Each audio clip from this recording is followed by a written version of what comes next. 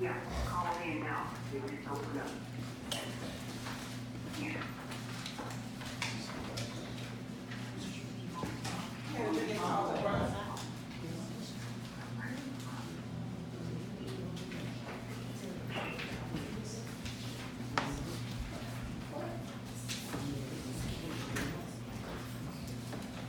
Has everyone signed in?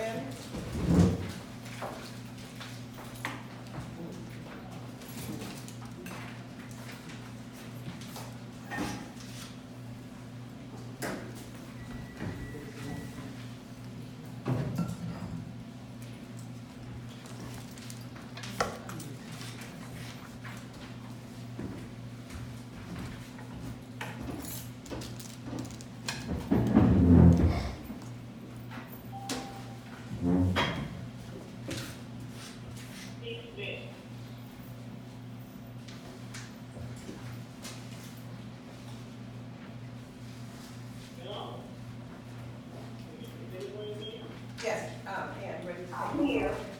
Okay, hold on.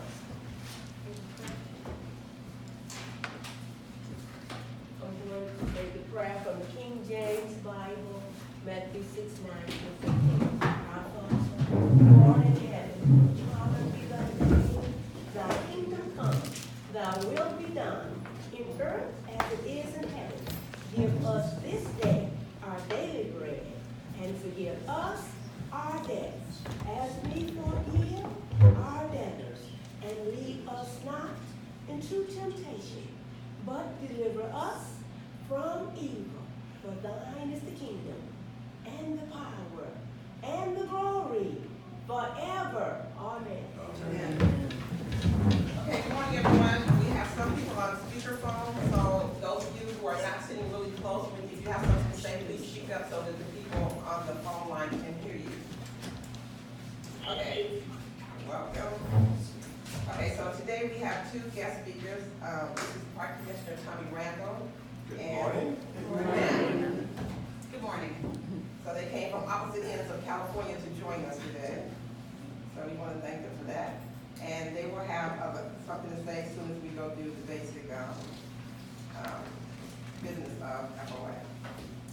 Okay, and your approval of minutes for November? Yes, the board approved via telephone conference call this ago, so all we need is a motion. I so move. And a second. I said.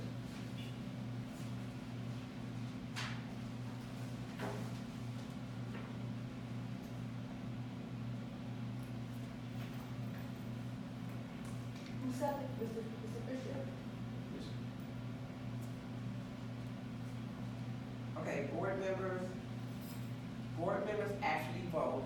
All other members can put motions, can put put a motion on the floor and second a motion. So I need a board member to second. I second the motion. Okay, thank you, Ms. Bridget. Okay, treasury report. There is no treasury report. I will get that handled as soon as possible. Joy cannot distribute a treasury report because she does not have access to the account, because I'm still waiting for the state of California to update our board member information. Okay. Then we can add the new people to the bank account. Then she'll have access. If they don't do that shortly, then I will generate a report for you. But I am tracking any income deposits, expenditures, I'm keeping a running track while we're waiting for that. Okay, membership report. Ms. Pratt, are you on the line? If not, I downloaded a copy and I have access to it. Okay. You want to share her report? Yes. Annual membership, seniors, 258, individual, 20 memberships, student, 6 memberships, annual family, 3 memberships, annual membership, 287. For life memberships, individual life, 23, group, 1, family life, 5, life memberships, total, 29. Total for FOA membership, 316. Thank you. Any questions about the membership report?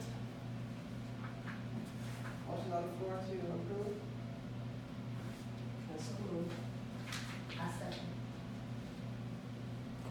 store report, there is, nothing to really report from the single store, there's no transactions that happen.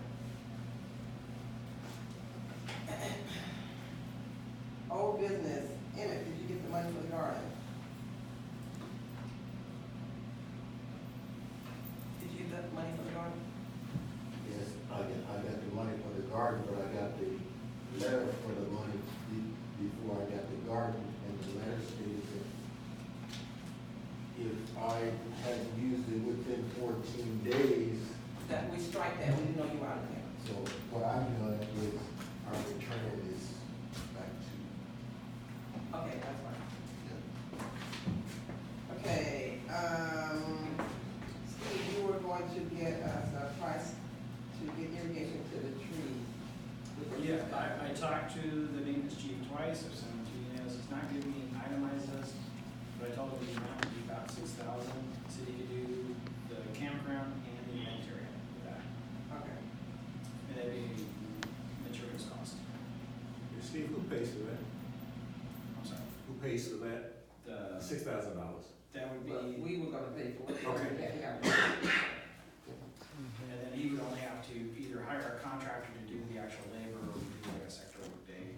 We had planned to use the AmeriCorps, but it'll be in the Cal report, our AmeriCorps team got pulled for a FEMA project at the last minute. Okay, so what are we waiting for before we can start that project? I just have to make it a priority, but that's in my Cal report because we found 2 leaks in a couple of the roofs, so he's doing a bid contract for that. So the roofs is a priority. Okay, bookkeeper update. The bookkeeper, the first bookkeeper we had was going to charge us $250 a month. There was a problem between her and Bakari regarding that. Anyway, I found a new bookkeeper. She's only gonna charge us $50 a month. She's running a bit behind. She said give her another week and she'll have our, financials in order. The voting process. I have requested a, nominating committee. No one volunteered, so I will do it myself. This is our year to go through the voting process, so today we will nominate from the floor. If there are no nominations, then the voting ballot will go out with, for secretary and vice president. Those ballots will go out on Monday to all members, and they have about, well, we have 3 weeks to return Yes. the ballots. And when the ballots are returned, they will be open in front of the board members, and counted and the report sent to you guys. Point of information. Yes. You said there, is there a list, or is it for all positions? Secretary and vice president.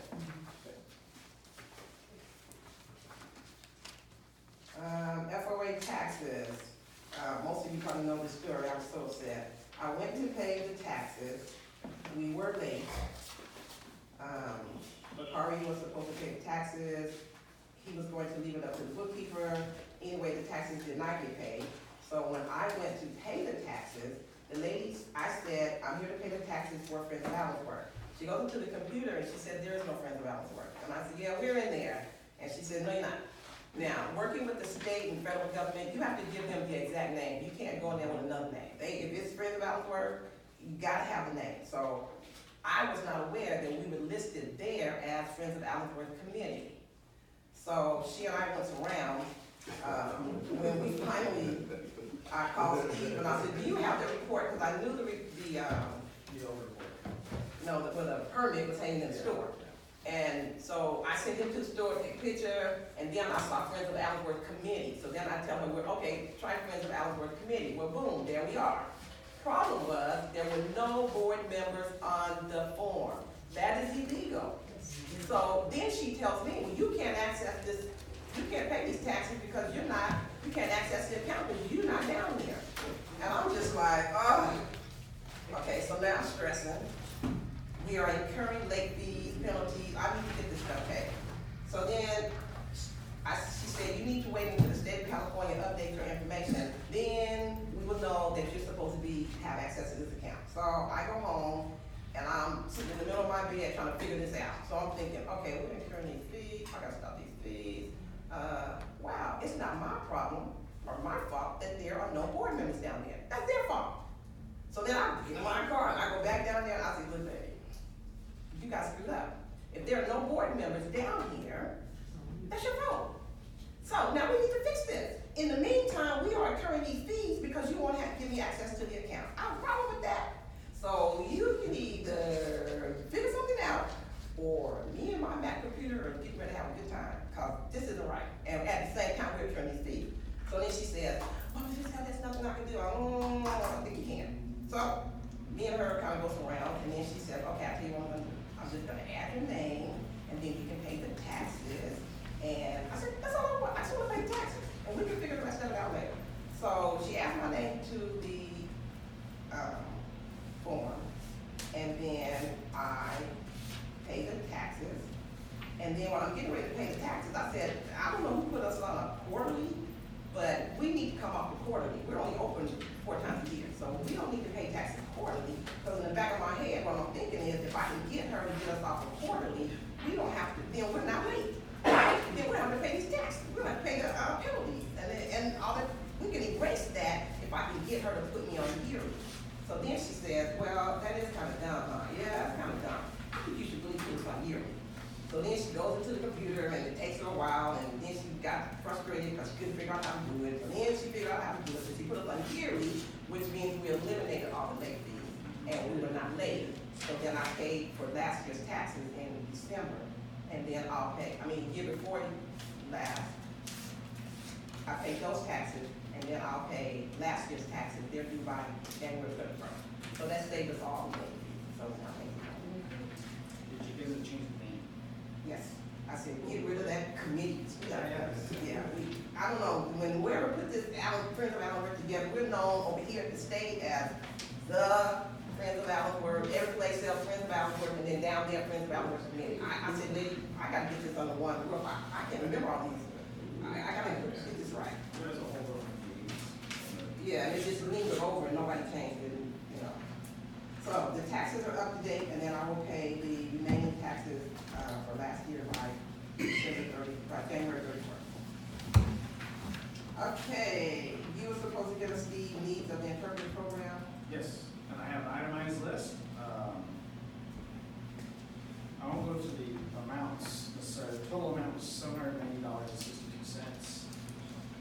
Includes chalkboard erasers, chalkboard, the little handheld ones, female dress model torso for displaying historic clothing, as well as a lumber mail, flour sack towels for using Dotson cooking, food spoons, that sort of thing. 1 quart resealable bags for bagging up excess butter, burlap potato sacks, about 50, so we have a class size. When we have school groups, we do potato sack races, stuff, activities for kids. Heavy whipping cream, 16 ounces, 40 portions of that, 40 pints, and we'll freeze those so we'll have it on site. 10 acre crackers, some funnels of wood for cooking and candle making. And then we also have one piece that was acquired especially. I'll show you this. It's really pretty. This is an 1872 mounted officer saber. This is an original. It was very rare. One of our interpreters found this on eBay and went ahead and bought it. He'd like us to acquire it for the park, so it's on loan today. But this would have been the era of the kernels, and the difference is, see, a replica you can't do that with. You can with this because of the tempering. Not only would it fit as a costume piece for display when we're talking about the Buffalo Soldiers, but also you would use it for STEM education.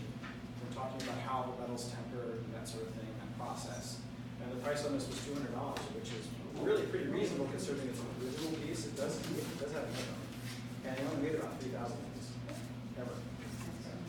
So I included that on that list, and we would have to either write a check directly to Mike, or I'll write a check to him, and you guys can reimburse me with $200. So I've also, with our clothing manual, or clothing closet that we purchased, I also purchased several 1899 era uniforms. So and with all the accoutrements, so this would go on. And then also we have now a traveling exhibit for the sector of military sabers throughout time. We took that to that Buffalo Soldier Day at Sequoia King, that's when they did the Charles Young dedication. So, but this is really kind of cool. It's not often to see something like that, but it is sharp, so. Where's that being kept? I mean, we're keeping somebody from stealing it. Right now, it's locked up in my office with the other sabers that we have for display. I have a 1913 cavalry saber, a patent saber. That was the last military saber to be issued. And then the 24th, 10th cavalry had those at one point. And I've got a couple others, but they're locked up in my office in the safe.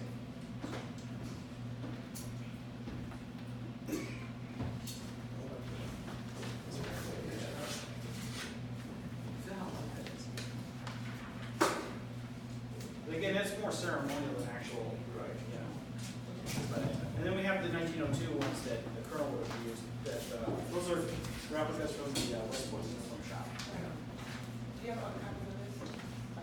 I can email it to you.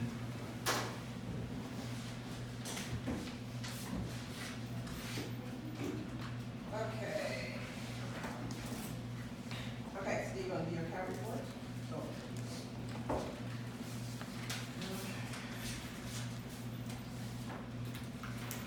All right, winter time, we've been fairly slow getting caught up on paperwork, all that. In case you're not aware, the government released a proposed budget for 2021. And on page 161, there's earmark for Colonel Ellsworth's Historic Park for the amount of $572,000 for Prop 68 funds to begin the design of the visitor center, exhibits, and associated site improvements. Now that's in the proposed budget. So, but the fact that we're mentioned there by as a line item is a good sign. I don't think it'll get struck. Okay, that would be my next question. Yeah, we see these every year, and occasionally will pop up, and sometimes it gets maxed out for something else. But the fact that they're using the Prop 68 funds for underserved communities is a good sign that it's probably going to stay in there. We also proposed $20 million for a new park somewhere. Probably, I'm going to guess the areas would be the same, but maybe it hasn't released the location. So I don't know, but that's a good sign. Current events. You may notice that 2 of the buildings' roofs are tarped. Both of those buildings have leaks in the roof. The maintenance chief is working on getting them re-roofed, not repaired, but completely re-roofed.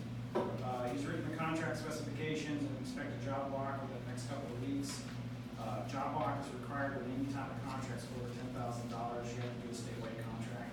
It's a little bit cumbersome, but generally we get better work. And you have to find people that are willing to work in the like kind of material, which in this case would be at the bakery and the Phillips House. The Phillips House is rolled material, so that's fairly easy. The other is sheet. It's really tough to find a way to work some shape. But hopefully we'll get the repairs done as soon as possible. He's giving me an estimate sometime in February, but I don't know.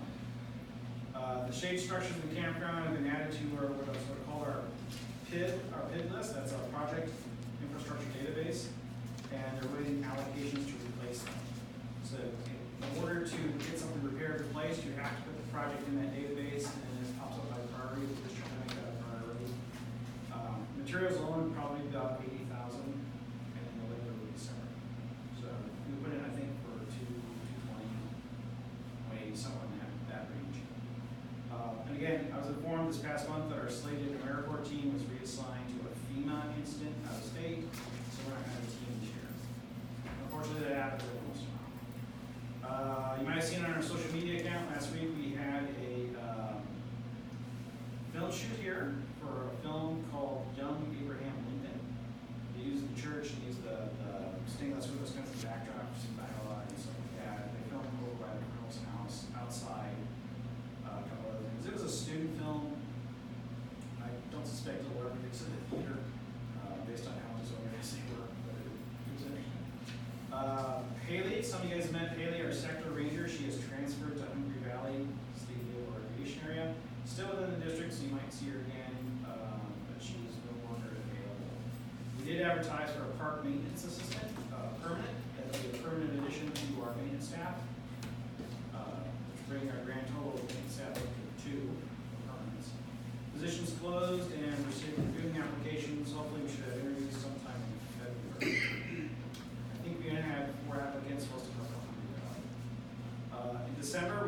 Lori Weir, she's our new park interpreter too, and as our manager for social and digital media for the district. So she's already gotten a good handle on all our social media pages, and I'm hooking her up with John Butterall out of Canada, so she can do more regular virtual photo walks. Those are the virtual tours we do with disabled folks around the country. The FOA co-op contract is basically signing and awaiting final approvals. I need a couple signature pages, which hopefully you brought. That's what we're waiting on. That's the end of that. And then I have a copy of the proposed budget from the governor's release. That was in the media too, so. If I may add just one thing, that's my Steve, to what Steve has said. The visitor center is no longer a trailer that we're talking about. However, this is Proposition 68 money, and so we are looking at a real visitor center for.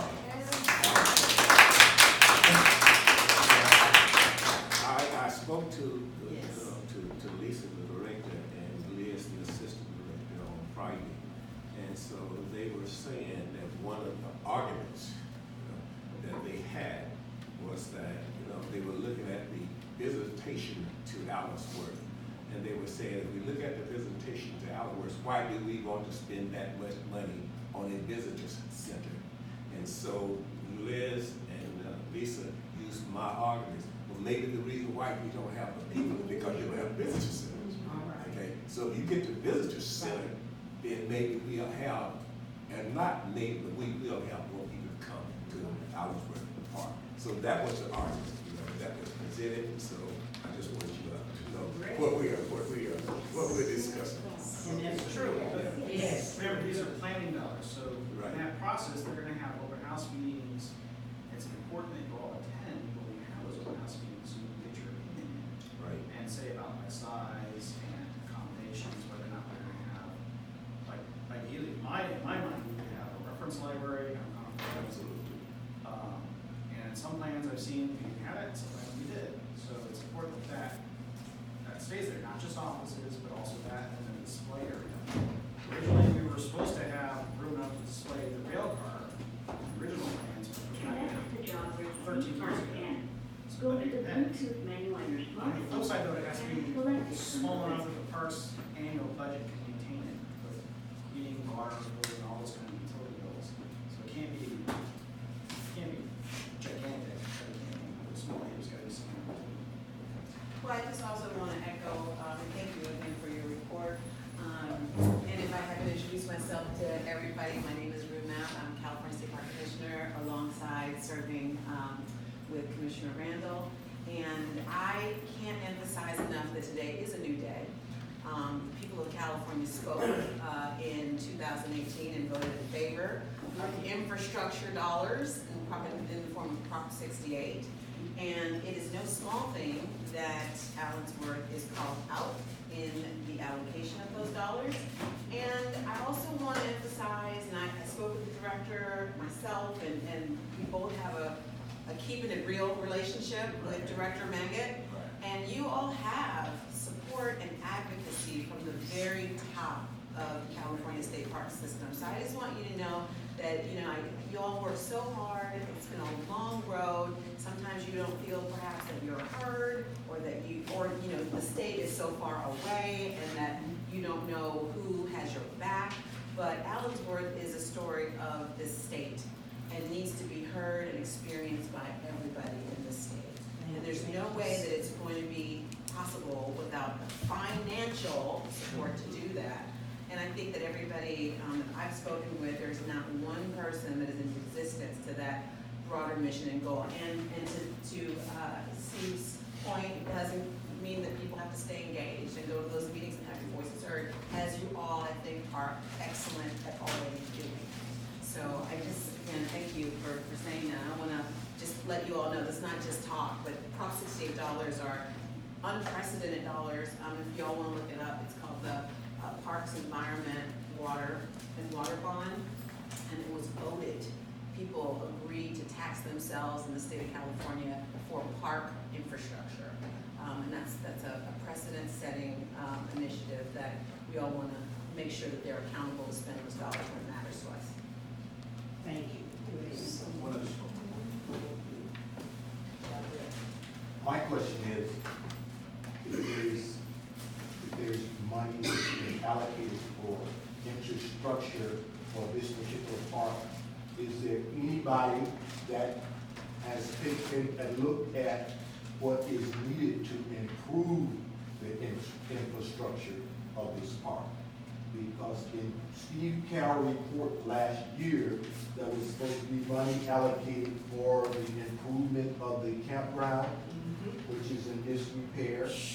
And we're talking about, added handicap ramps that is just partially put in, that's not really, nobody really took in. You have. Wait a minute, let me ask you, you said handicap, okay, handicap improvement, that's a hazard. Right. That's a hazard. Look at it. Okay, that's a hazard. So I'm going to, if this is something that you all have been asking for, Yes. and you don't have it, I'm going to talk to Lisa about this on Monday It's the morning. law. That's the law. Yeah, ADA is the law. Well, let me add, Wesley concerned about the schoolhouse, and we did add an ADA ramp. Okay. It's not very pretty, but we did add an ADA ramp, same thing with the Smith House, because of based on what our budget allocations was. All the other buildings have ramps that we use. Now, some of them may not be the latest and greatest, because they were grandfathered in, we haven't touched the buildings, so we don't have to necessarily upgrade them as a partner, or some money to bring them to the most recent standards of the change of. You have handicap ramps, but you do not have handrails to support the ramps themselves. Yes, and People that's who are because entering, when they yes. were originally installed, have- it's not a requirement. You have a portable ramp that you put in at the Smith House that is unsafe. I don't think so. It was inspected by the OSHA inspector, he passed it. Well, that's something that needs to be taken a look at. And the ADA, our ADA unit looked at it, so. Which house is this? Directly across the street right here. The name of the house? The Smith House. Smith House. If you, the portable ramps that you have at the Smith House especially, it's a sectional ramp. If you take your hand and you rub your hand, if you slide your hand down that ramp, there's areas that you can either pinch or be cut. Smartphone connected. So you mean people who may not be in wheelchairs, but who need ambulatory assistance, who rely on you to hold on every step of the way, Yes. are having a design flaw and some disrepair? Correct. Okay, okay, thank you. Well, just to add to Mr. Just to add to what Mr. said, if you go to the park right now, we literally have a leaning shed, like, it can fall at any minute. And people are still camped out there, there's no, Campground. out there right now. So if it was closed, there would be nothing to say. But because it's open to the public, and it's literally a leaning structure that can fall at any, my kids are out there walking right now. And this So has if been they were going on chose for a to- year. Correct. Well, just so you know, we can put up tape on that, and the local residents will come in and tear it down. It's happened more than once, I've chased them out of the campground myself, half a dozen times. Unfortunately, I just drove through the park was open. So if it's a real safety issue, there would be a barrier that would prevent access to that park. So if we're talking about protocol and procedures, we're all aware of what it takes to keep people out. The concern is that there's, we're not here to cut anyone's head off, but we are saying that there's a slow to move Yes. system. And so I feel like if it's above the powers that be, granted, but when it seems to happen in a local setting, then it's problematic for all of us here that are. Well, and that's something I brought up to the superintendent time and time again, we are understaffed. We have one permanent maintenance person here right now. Seasonals are off.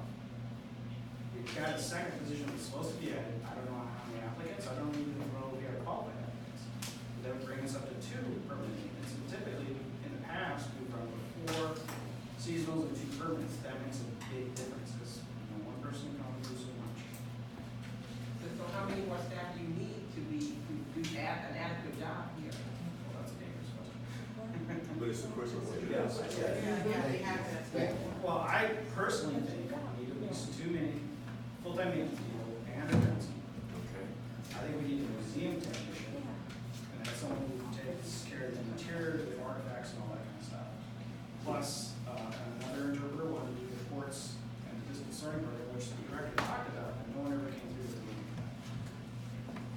then supplement with seasonal workers.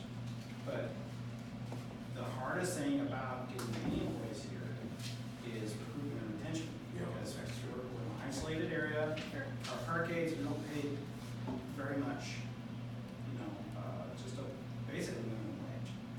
So we have, our recruitment area for seasonals is basically 30 minutes. You're not within a 30-minute drive, you're not over here. Because we just don't pay. Point of information. One other question to add to that. Now, you said, you're saying that the reason that some of the retention for employees is because of pay. Pay and distance, I mean, when I got here, right, 13 years ago, I got here, the average stay for a park ranger was 1 year. Because they're required to stay. Your first posting when you become a law enforcement ranger, 1 year, you must stay. And that was the average. We had one park agent that worked here for a few years, Norby, somebody might remember, she'd been here for quite a while, her season. If you're not from the Central Valley, you don't want to live here. And we would get a lot of rangers that would come from the Bay Area, or the Big Trees, or Southern California. And for a law enforcement ranger, it was not a very great posting, because they're not doing a lot of law enforcement. So, when I got here, and then later on became the supervisor, I convinced the deputy director of park ops, who was Ted Jackson at the time, who was also my mentor, to convert one of the law enforcement ranger positions to an interpreter. That's the second longest person who's been here. She's been here 14 years. She started here as a. So that recruitment and retention, but we're both from the valley. I've told people before, my grandparents had a farm nearby. I learned to drive out here as a kid, so I'm kind of used to this weather and the locale. And that's an issue. Recruiting people in the Central Valley for state parks is really difficult because there aren't a lot of state parks in the valley. There's us, there's McConnell, and then there's Lawrence Lake, and that's about it. Well, Toledo, yeah. So Steve, next picture, what I'm trying to get you is that, is some of the Prop 68 funding, when you talk about infrastructure and rebuilding, does that mean also developing a job description or adding funds so you can pay a person to do that position? No, because that's all done by Cal HR, not, So I have none of nothing, that- I have nothing to do with what people get paid or classifications. I can select a classification that exists or not. And that's based on our org chart, there's a lot of formulas for that. But Prop 68 money can be used for contractors to come in and do construction work. So if those contractors are licensed and vetted, can they do some of those? Oh, yeah. But you have to go So- through that whole contracting process, which is not very friendly. So would it be feasible to, since we have a collective of members who have professional skills and have degrees within the FOA, would it be reasonable to probably recruit from maybe some of the individuals, either them or younger people they may know, to bring Yes, to in maybe fact- follow through? Yeah, and I've asked for that in the past. I usually send out a notice. We always post it on our social media pages when we have openings, as well as Indeed and Craigslist and a couple other sites that we use. And Well, that what I'm saying helps. is, you know how institutions can have external positions, internal positions.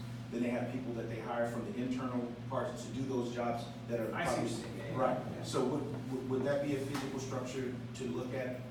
Because people, We can these people explore that are it. here, they already have Yeah. an interest and a commitment to FOA. We can right? explore that, and FOA can fund the position. If there's something really burning, you guys can fund a position. Right, Yeah. but not, I don't think that that's something we could do as, but I'm saying like, because we have very limited funds. What I'm saying is you need something that's more, that's a residual, funding source outside of FOA, because not only do we change positions, but there's varying challenges that we need something that's set. And there's some challenging laws sometimes that muddies the waters for us, because an association cannot take on public works. You can't do that, it's against the law. Right. The association can't do a job that would displace a state employee. Right. That's actually a union agreement. But we could funnel people. You can funnel people to us, yes. To go through the I think process. you bring up an excellent point, and I think we need to take that back and get a real answer for you. Yeah. Because we can all stay in the what we can't, Right. the deficit mindset is limited. Yes. And I really think that you bring up a great point around contractors, so I think what we need to find out, is there a process that contractors need to be evaluated so Yes. that people can be ready. Now, that I can So- help you with, because I can help you get them on the small, Yes, so small that's- business, disabled, veteran-owned businesses. I got all the forms, I've done that hundreds of times. Let's figure out what that infrastructure is, because I think that, it's a brilliant idea, it's like, all the talent is here. Yeah. But we just need to get people into the right Yeah, I platform. misunderstood your question. approvals. Yeah, getting them onto that list where they're already getting. Okay. Which reminds me, I had something to add in my cow report, I'm sorry, Okay. I forgot. We had an outreach, I had built a relationship with a professor at Denison University. He was here visiting, we had a chance to sit down and talk, and as you know, Denison University was the home of Professor William Payne, that's where he trained at, who was our first school teacher here at Allensworth. So we started talking, he has proposed an MOU between Denison and Colonel Allensworth to send us a grad student to do research work. Now, I can provide housing on site, some direction and supervision. What I need to do is I would like to have FOA, and I'll get a more formal proposal to you, to play for the plane ticket, to get that kid out here. When they select him, Professor, he's a professor of Black Studies at Denison, and really, anyway, I've got the MOU, it's just about ready to go to legal, so we go through that process. We would own, part of the intellectual property, we would have the right to use it, reproduce it. One of the projects I would propose them to do is to do some genealogy work. I also wanted to do a project on where the settlers, the original pioneers went from here, where did they go after they left Allensworth? As well as a number of other projects we kicked around when he was here. But I would need in order for me to proceed, I have to get the MOU approved, but also, can I get a preliminary agreement from the board about providing a plane ticket for this person to come out and return? Because it's gonna be a for grad student, right? It's gonna be someone working on their MA or PhD. And we can house them here on site, we put them in that apartment in the back of the Singleton store. So you have some privacy. Madam President, could I ask a question? I'm lost. I just wonder, what does the PhD, how does that enhance or contribute to the park? Well, they could find additional research and information about the people that were the original pioneers here, and that would be the focus of their studies. They would use them now later for their graduate level work, and he had talked actually either building the entire course around Allensworth or using it for thesis and dissertation work, which we have done in the past with archaeology students, but not quite so formalized. Okay, so what you're saying is he's gonna develop a curriculum or some type of No, educational? no, not a curriculum, but you provide the student to do the research, and then the student will provide an end report that would outline that information that we don't have. I.e., where did Professor Payne go after he left here? And there's no one, no one from FOA can internally do that? No, Well, please. Go ahead. I apologize. This is not a competition, number one. Number two, the research needs here are huge. And I'm troubled by any suggestion from anyone that having someone coming from Denison to help us do research is somehow diminishing what we do. Their contribution is to enhance the work that's ours to do. And if they can do that and earn a degree in the process, it's a win-win. Absolutely. The concern that I would have as a former professor of Pan-African Studies, and we've got an anthropologist also on the board, is what input or oversight or mentorship we might play as scholars with expertise in the field to help this student. Because we also, if they're coming and they're giving something to us, we need to be giving something back to something beyond That's right. financial support. And to be able to mentor a student in the field who's doing work like this is taking what we're doing here to a level we've never been. And it's really an extraordinary opportunity for us. We need to understand that. This is not an attack on us. It's a real compliment to us that we're talking about sending someone new careers. Denison, Denison. okay. So maybe I don't have the background or And the, it's not only a historically black college, but it's a top tier school.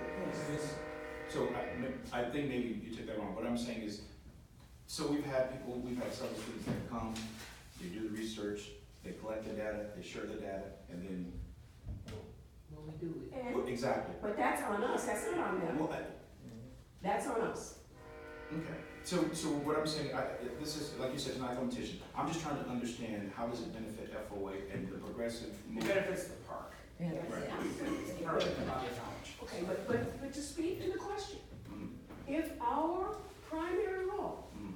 is to support the interpretive mission of the park, how can it work against us to have someone helping us get that work done? That's funny.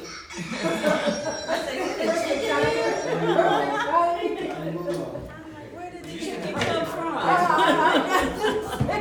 No, she didn't. See, we're forgetting what our job here is. Getting that research is helping to tell our story. The question that we need to be raising, if we're gonna raise one beyond what level of support we're going to give, is what safeguards can we put into place to make sure that the perspective in this research is representing what our perspective is. Correct. And that's kind of my concern. But the language you're using is making the suggestion that why should they be doing it if we can do it? We can do it, they can do it, and 50 million other people can do it too. We need everything. We need all of it. Yeah, we need I it. agree with that. What, at the same time, is that it's been done several times, and I'm trying to find a benefit. Like, maybe this Denison individual coming in will do something different with the information. It may be disseminated in a greater fashion, but we've been from the Bay to LA with information. I'm just trying to see how is it progressing the growth of the FOA and the participation at the park. Okay, this is my statement to that. The lady, the doctor that came from up north, Yes. she did the, She did. Right, the Okay, presentation, she gave it to us. she. Okay, right. I can give it to you and you can do something with it. How about that? What did you do? What did you do? Okay, see, what are we doing? It's back to what Joy said. What are we doing? She did that research. She came here. Right. Everyone was invited to come. Right. She told us what she had. Right. I will pass it on to you, my brother, and you can do something with it. And that's- Okay, that's information that we all need to know. And when we're talking about Allen's, we need to include that research. But you don't know you can't if you don't know, you gotta read. You have to know the research and share that, she did that work. And a lot, let me just interject, a lot of our students that have been here have been archaeologists, that's my background. I mean, you guys know, I don't know if you would. I spent 20 years as a professional archaeologist. And when a grad student's looking for a project like that, at least for archaeology, I can cover that no problem, because that's a standard scientific agreement, we get the report, and sometimes that fulfills our statutory requirements in order to meet Section 106 of the National Historic Preservation Act, in order to do work on the grounds. And like, just the very building right here, when they did the work on this, do you know what they found? Duckbills. Duckbills. Thousands and thousands of duckbills.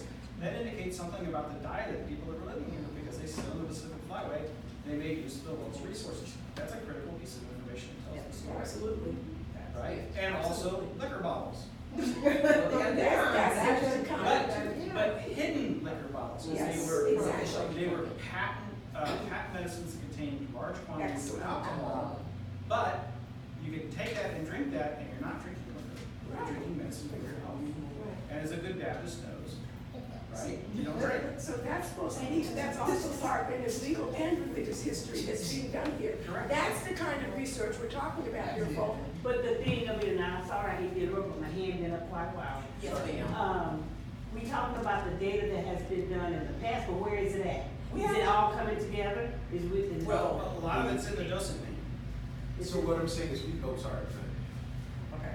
So that's what he was saying, and that's my concern too, is we getting all this data, we get people's getting it, but where it goes? What we gonna do with it once we get it? Well, Is we gonna build on it to give A more? lot of it's in the docent manual, a lot of it's in the brochures and the stuff, all that's coalesced in that. But looking forward, when we have our new visitor center, we can have a research library on site with help scholars like that. And as a scholar who's doing research independently, So, I said in a conversation with some people yesterday, we underplay the value. Because we get the strange idea that research is you gotta have 65 letters behind your name and a huge library. Research is about sitting down in the room with Aunt Susie and getting the real story about what's going on and documenting it. If people didn't do that work, we would not have And we have Okay, one right here. And that's Right. primary research, we need to value and respect it. That's right. And I'm having trouble because how is that benefiting us? That question is just way over my head, you know, because it's common sense to me that if we are recording the truth of the history, then that's a benefit to us, especially in light of the fact that we don't have to go 50 minutes driving from here to meet people who never even heard this place existed. We have a lot of work to do to get that information out, and the more accurate information we have and the more strong base of information we have, the better work we can do. Emmett? This is a problem for the interpretive department of Parks and Recreation. We, as partners, should be working on this together. So we, as docents, are able to tell that story. This research was put together at the beginning of the creation of this park. It should have been put together then. And it's an ongoing research that is the responsibility of the Department of Parks and Recreation to make sure that the history of this particular park is told. And the research is done. You have research people, that's supposed to be their job, to make sure that history of this historic, is a state historical park. And you have an interpretive department that's, their job is, okay, what is the interpretive history of these people that should be told by the people themselves? And there was. So it's not our job, it's our job to point out to you guys that you're not fulfilling your obligation to make sure that you are maintaining, you have a unique park here. Yes. That as far as the state themselves, you are neglecting your obligation to make sure that the history of these people get out. And it's up to us to be able to tell that story. We can't tell the story if we don't have the information. What we do is we do what we do now. I will be quite honest with you, when I came to California, I was not familiar with Allen'sworth. I really was not familiar with Allen'sworth. However, once I became familiar with Allen'sworth, and I think you can talk to Sasha about this, there have been some changes that have been made. There have been some changes, Yes, you know, it has. that have been made. And that's the reason why Lou and I are here now, is to get, you know, we want to hear you. We want to hear what you have to say, what your concerns are. And so this is why we're here. Good. Yeah. For a point of clarification, sir. You know, research means a lot. It's not just what's in the books or what's here. Research also sit down with Ma and Pop, sit down with Grandma, sit down with people that were here, the architect, everybody here. That's research. And it's not going to happen with just a little bit here and a little bit there. It's going to be ongoing and it's going to take time. If we get all the help that we can get to do this, is what we need.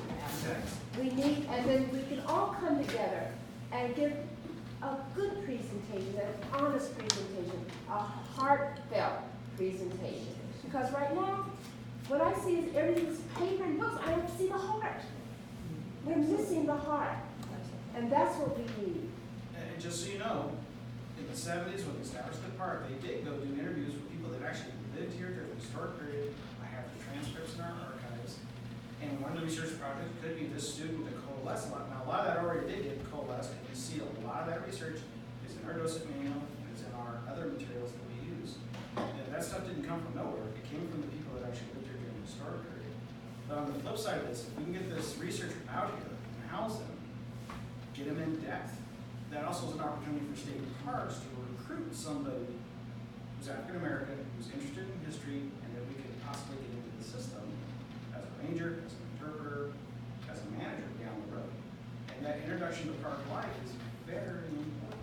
For someone from the Midwest who's never been someplace like this. I mean, this this park can be beautiful during certain currents of the year, not in July, but in springtime it was really beautiful, and you can get that person involved. And this is why this is a wonderful opportunity for the park. I would like FOA to be part of that and help us fund it.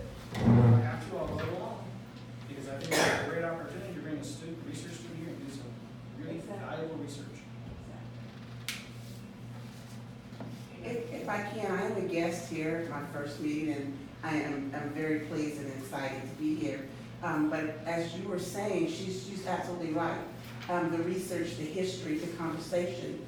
As I called my aunt last night to come take this trip with me, I thought this would be a great trip for her and myself to be involved, because I want to be more involved. And I have to honestly say, as a young adult, not that young, but I really call her being out there. And I have to be honest about that. So as Shirley, when she had spoken and talked to me about having a meeting, I said, let me know when the next meeting is. I want to be there. So I'm very excited to be here, and again, I invited my aunt to come with me. So we're driving, and you know those conversations are always important. So I'm gonna let her tell you what she told me. Okay, please. About this place, how that would work. Anybody know Miss Harry? Yeah. Harry? She's in here? Yes. The first baby born here? Yes. Those are relatives. Her grandson is my first cousin. He still has children. He has, Miss Triplett in Bakersfield. Yes. Josephine Triplett. Yes. Ruthie Nichols, she's in New York. That's my uncle, that's my aunt. And then another aunt up in the Bay Area. They are still alive. They still are sharp. Research, talk to them, and they will take the whole history. Yeah, and this is, And books that she has written on this. Ms. Jamelia used to visit us, and I remember when I first got here, I had a long conversation with her just before the centennial. She was a centennial, but not after. And she talked about playing marbles with Professor Payne on the steps of the schoolhouse, and how he would cheat and win. See, those are stories. That's Beautiful story. that's outside for me, so it makes it even more so. You know. You know, I also talked with James Banks. Are you guys aware of Yeah, I know who he James. is? He Yeah, was a and he is 90-something years old, and he is what I'm talking to you to come talk to us for February 8th. Okay. I'm trying, really trying hard to get him to come and speak with us. But he was remarkable. I talked to him, sharp as a tack. He was 90. Sharp as a tack. So these are the people. This is history. This is research, and this is what we need. One thing that the interpretive department in the state of California don't allow with this particular park is for stories like this to be told on the state level. The docent manual that is written for this particular park deals with the history between 1908 1920. So automatically right off the top, what you're doing is you're limited to a certain period of time, so certain histories are automatically eliminated. Right. So, and most of the history, most of the interpretive information in the docent manual is generic and pretty much told from a white perspective. Very much so. Come on. Yes. But until we can, along with the interpretive department, get together and figure out how we tell this story, that's all I'm saying. We can collect all the information that we have, and if it's just written, and if I'm here, I tell the story. I'm a docent here in the department. I can relate to everything that they say here. But and that's because I have history of this park. And if a regular person just coming in, receiving docent training from Steve, is gonna get that white perspective of Ellsworth according to the manual that he tells the information. So what you you're saying now is the docent manual needs to be rewritten. Absolutely, yes, Definitely. yes, yes. Okay, Which is I'll just what- remind you though, FOA played a major role in writing the manual. If you look at the. But That's our all. board doesn't And have this the is same- my problem with Right. that, with what happened at that time. You can't put people on committees making decisions like that when they're not qualified. Right. Because some of the stuff that's in there, especially that one word that we had to talk about, there's no way Indeed. under the sun, I would have said, yes, use that language. So those people made that decision, but they were not the people that should have been on that board to allow a statement like that to be made. That's Well, right. we can always revisit that, we need to get back to the original thing, are you guys gonna support a researcher from that same, I'm sorry. Okay, because I think we've basically talked enough to know if we want to make a decision. So for the board, is there a motion to be put on the floor to pay for the? Can we I discuss that? Can we move table it? that we approve the expenditure on the transportation for the Table it, do this in No, we need to make a decision on this because he's talking about coming in the spring. As soon as we get the MOU approved through legal. Right. I move, but I do have a question. I'd like to know if the memo of understanding will include some academic oversight here. Yes, I And, guess. and the reason why I'm asking the question, you know, we're talking around some things, I just want to give two specific examples of what happens when the public history is not being told from the perspective of the people being represented. The reference is to, Colonel Ellsworth is being put in a nigger pen. Now, a nigger pen, because he escaped slavery twice. Nigger pen, yeah. When African-American historians talk about that same phenomenon, it's called a slave pen. The nigger pen was the white people's word. Right. Now, that's what I'm talking about. And it's not a personal gripe against anybody. Right. But if we're gonna be doing public history, we need to do a responsible job of it. Right. The other is, if someone comes to the park and they ask the question, why did Colonel Ellsworth do this? Okay, and what they might hear, he wanted to show the white man that he didn't need him. That's a completely different conversation from, you all see the list that I sent around? Yeah. We're just one among many. Right. And this is what the language sounds like when it comes from our perspective. After emancipation, many towns were created for a predominantly black population. They were established to provide a place of freedom, safety, and self-determination in the face of white hostility. Now, that's a whole lot different from what to show, because to say that he wanted to show the white man that he didn't need him is to position the white man in the middle of the conversation. Right. But my self-determination is not a conversation with anybody else. There we go. This is about folks deciding to come together, pool their resources, and be the best of who they were. That was what it's about. And for me, the proof of the pudding, you look around the different institutions that are represented here. One thing you do not see is a jail. Right. And there's a reason why. If I were to have a speakers bureau here, one of the first conversations I want to have was why there was no need for one. That's all I'm saying. One of the things that, that I would request that you all do is that you all sit down and come up with the MOU. All right. That's, you do that. Thank you. You come up with the MOU as to what you would like to see through the research. So when we come And up then with- you present it and see, if they have any changes that you will accept. And if you don't accept it, tell them you don't accept it. And if something happens, you come to me, a rule, All right. okay? And we'll find out why they won't accept it. Because we don't think that you're going to present something that's not reasonable for this particular part. Right. Because if you do, then, I'm going to say, no, that's not reasonable. But if it's reasonable, I'm going to support it. And I believe Ruth will support it. Okay. Absolutely. And just for point of clarity before we move forward, I'm not challenging the idea of research. What I'm challenging is the practice that we've seen several times, and like you made a great point, where does it go?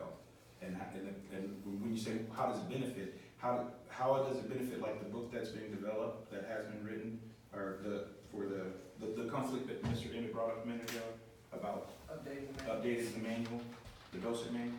So that's what I'm saying, how is that data being used to enhance our representation over the past. Now, if this is different, then that's different. But what we've seen in the past is that data that's been collected hasn't been used to represent the perspective, nor has it been shared to a general public, or is it accessible by the general public. We have to request it from either. No, it's accessible, it's on our webpage. Where do we go to get it? It's on our webpage. The state, Yeah. state parks. State parks or Allenstown State Park? Allenstown State Park. It's there. Could it be Allensworth? It's a Could it public be on document. Allensworth? It's also on our Smithsonian Learning Map. But the reports from the researchers. The Josephine. So the reports from the researchers is there as well? So, No, No, he's just saying because those. the archaeology ones they're considered confidential documents. I can't release those. But the I don't have a way to scan in some of the sociology ones because they're bound books. But they're in our internal media, and eventually we will get them out. And so this individual will come in, will do a report, and that report will be accessible to all members. what are you talking about, if I can ask? What are you talking No, about? well, they were talking about the, Research. those manual. Okay, those are manual. Then they were talking about the reports of data from the research, and that I was saying, I've never seen that collected data that these researchers have done. And so when it says is how does it benefit FOA or the park, I was asking how does that, so to ask the question, bringing this next person in, FOA supporting that ticket, how does it add to that? We want access to the. Oh, yeah. That's why the visitation So it's not series against is important. research, it's not against bringing a lot of minds in, but where is it at and what does it do? Yeah, Have access to it. Yeah, that's no problem. I would say access and to some measure oversight. But a couple of things. First of all, I think it's important for us to remember that it's just like a letter or a text message or an email. Once you commit that stuff to paper, whatever the information is, it has a life of its own. We cannot control the directions other people may take the work in. But if we have access and we have input, we can control the direction of the information that we put out. And that's the part that we're responsible for. So we've got 50 million people who can put out stuff. We can't be silencing them. If a high school kid decides they want to come here and write a paper or do a project. Well, and that's why we have the MOU, so we get intellectual property rights to use this material in perpetuity. Because, see, I mentioned this in the previous meeting, I'm letting the commissioners to know. I underwent docent training. I didn't become a docent because I had a concern about intellectual property rights, because I have my own intellectual property. And so it's a fair question, who owns the material? But it's an important question even more so for us, what use we make of the material. Because if we're not making the commitment to, if we don't know where the material is, how do we find out? If we don't have a place like an archives that we can use and consult, what can we do to generate one? How can we produce one? If that's a priority for us, we need to talk about that in terms of our own programmatic needs. Because it's not the responsibility of the person who's doing the research, okay, to make all that stuff happen. What we do with it, that's on us.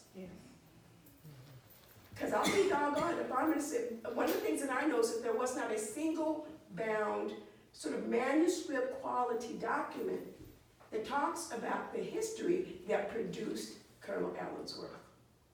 And if there's one thing I'd like to do before I pass up out of this world, that's a piece of work I want to do. But I have no intention whatever of doing all that work to turn around and have it become the property of state parks. I love y'all, but that's my work. You don't steal mine, I don't steal yours, life is good, okay?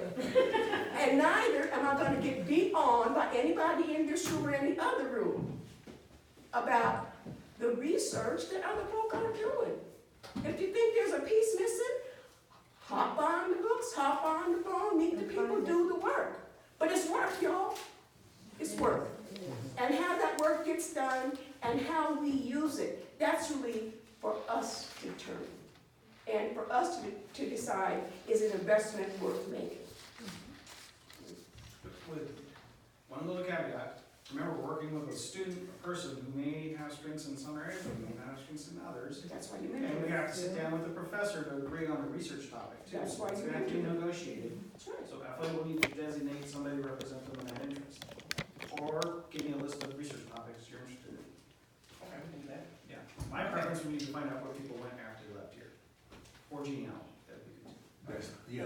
That's a good preference, but what about the other preferences that Exactly. we all have? Right, Well, exactly, that's we need to figure that out. Exactly. Fair That enough. needs to be included as Exactly. well. Okay, so we have a motion that hit the floor to pay for the round trip ticket for the kid from Ohio. I second the motion.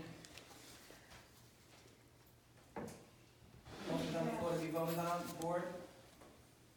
Is it open for discussion or? That was the discussion. That was. And Yeah, and Bridget second. I seconded it. board members vote. Ann Williams vote. My vote is yes. Joy. Aye. Aye.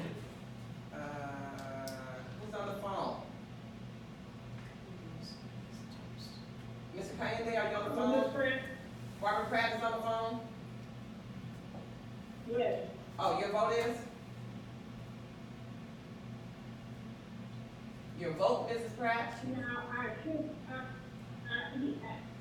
what up now is to explain exactly, because you weren't really clear. Just vote yes. They're, Madam President, ma'am, Yes. they're voting on, paying for the round trip ticket of a research student coming to Ellensworth, to collect data,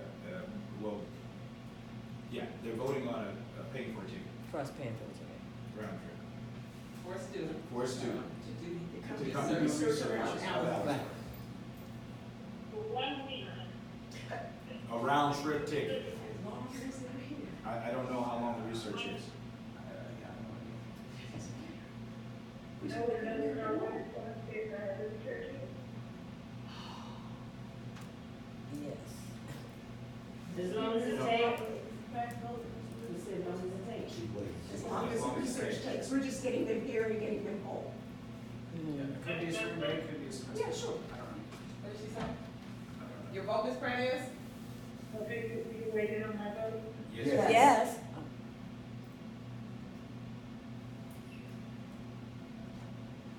Ms. Pratt, your vote is? Yes. Okay, any questions for Steve regarding his, Yeah, we got it. No, he, Yes. Cal report? Kelly's Okay, which one do you want? I think so. Okay, Mr. Randall, speak to us now. Good afternoon. Good afternoon. Yeah, well, my name is Tommy Randall. I am a state parks and recreation commissioner for the state of California.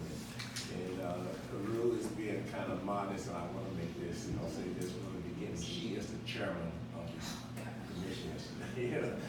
She is the chairperson. And so I'm so glad that she is the chairperson, not to denigrate the other chairperson, but she and I work very, very closely together, and we're here together to make sure that we hear, your concerns about Alice work. Now, just to give you a little about my background, I graduated from a historical black college. I don't know if any of you are aware of a college by the name of Bishop College. Oh, yes. This is Yeah, in Dallas, Texas. Well, Wiley was they were next door at one particular time. But I graduated from Bishop College, and when I graduated, the military couldn't wait to get a hold of me.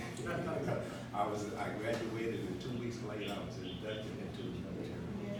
And so I went into the military, and anyway, my first duty was in a place called, I call it Fort Polk, Louisiana, at that time.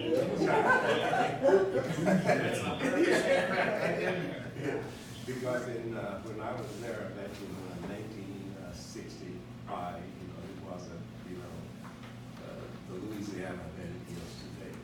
But anyway, after I left Fort Polk, Louisiana, with my MOS, was training, they sent me to Australia. And so I was in Australia for a while, and then I left Australia, and then I went to Turkey. And I was stationed in a place called Stella, Turkey, which was 90 miles from Russia. Okay, so I was there for a year. And then they sent me back to Arlington, Virginia, which was in, right across the bridge from Washington, D.C.